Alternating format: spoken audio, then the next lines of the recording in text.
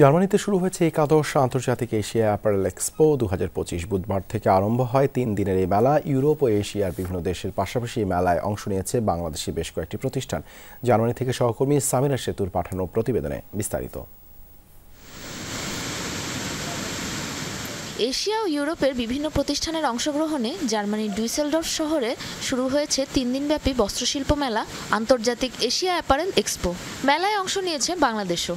আমরা যেহেতু export benefit দিচ্ছি, বেসিক্যালি D2 বেনিফিট পাচ্ছে বায়াররা, সো এটা তাদের খুব অ্যাট্রাক্ট করছে। অ্যান্ড দিস মেলা কমিটি আমাদের জন্য স্পেশালি বাংলাদেশ বুথকে প্রমোট করছে তারা। সো বাইরে একটা তারা বুথ রেখেছে যেখানে বাংলাদেশকে স্পেশাল কান্ট্রিকে তারা প্রমোট করছে। আমরা বাংলাদেশের চরের মেয়েদেরকে নিয়ে কাজ করি, গাইবান্ধা রংপুর কুড়িগ্রাম জেলার। এবং আমরা এখানে আসলে যেটা করি, আমরা পিওর সব সিল্ক অ্যান্ড কটন মানে সুতা নিয়ে কাজ করছি।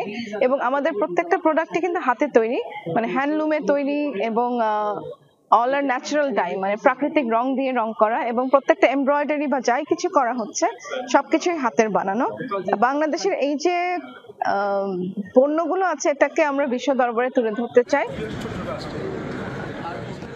স্কয়ার রিসোর্সেস, MBL অ্যাসোসিয়েট সহ বাংলাদেশের অন্তত 20টি তৈরি পোশাক শিল্প প্রতিষ্ঠান অংশ নিয়েছে এবারের আয়োজনে। প্রবাসী দেশীয় পণ্য পরিচিতি ও প্রদর্শনের পাশাপাশি অন্যান্য দেশের ক্রেতা ও ব্যবসায়ীদের সাথে সম্পর্ক জোরদারের লক্ষ্যে এই মেলায় অংশ নিয়েছে বাংলাদেশি ব্যবসায়ীরা। আজকে প্রথম দিন, তো আই হোপ যে আরো কাস্টমার আসবে এবং ভালো একটা কমিউনিকেশন হবে। বিশ্বের বিভিন্ন কোম্পানি বা বিভিন্ন বায়াররা যাতে এখানে আসতে পারেন, তার সাথে পরিচিত হতে পারেন এবং পণ্যের অর্ডার দিতে পারেন, এটাই আসলে মূলত চাওয়া আমাদের।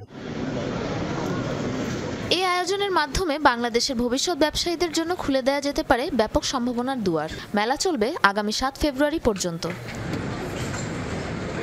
সাবরিনা নুসরাত, যমুনা নিউজ।